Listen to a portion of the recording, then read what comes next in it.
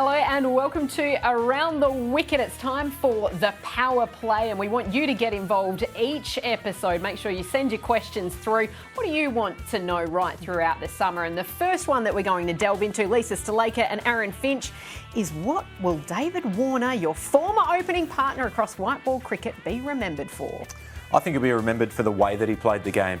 Yes, he's had some controversies right throughout his career.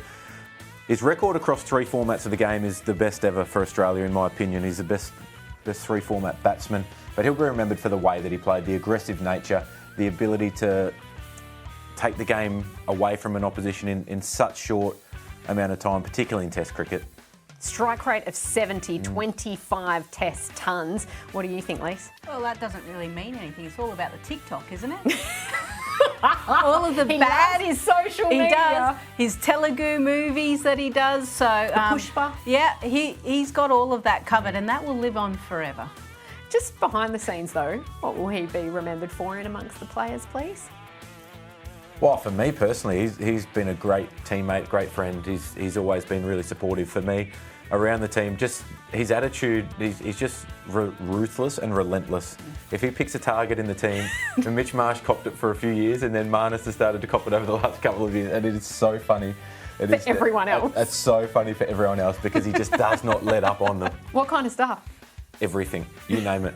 Marnus could be making a coffee, he'll be into him about it. He could be batting in the middle in a Test match, and Dave, you'll still be having a go at him. I was going to say, something. Marnus would take that to heart as well. He seems like It's just ruthless. It's brilliant though. It's so funny. Although I did hear that Pat Cummins was basically saying you can also sum up the mood of the group as well. And if they're all a bit flat, he can come in and say something very Davey Warner-esque and get everyone up and about again.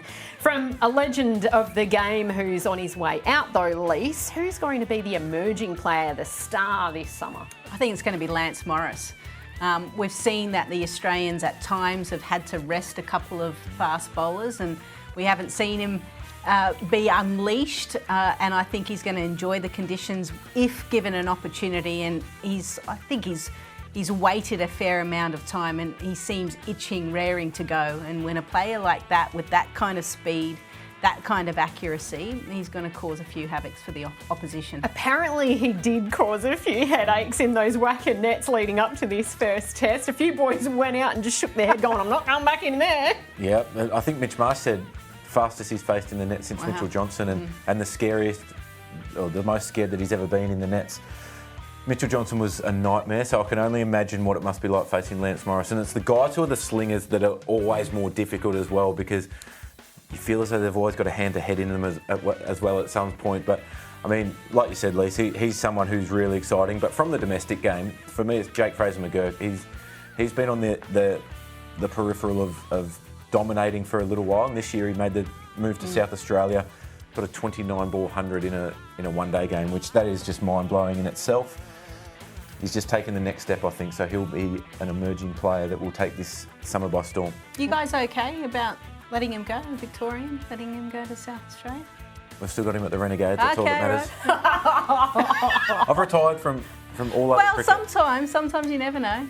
You might bleed blue still, obviously not.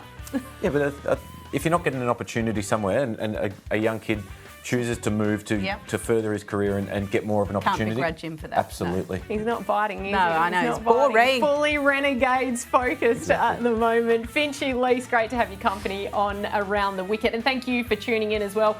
We'll be back for the next show after the first test in Perth, whatever may unfold between Shan Masood's Pakistan and Pat Cummins' Australia. This has been The Power Play. See you next time.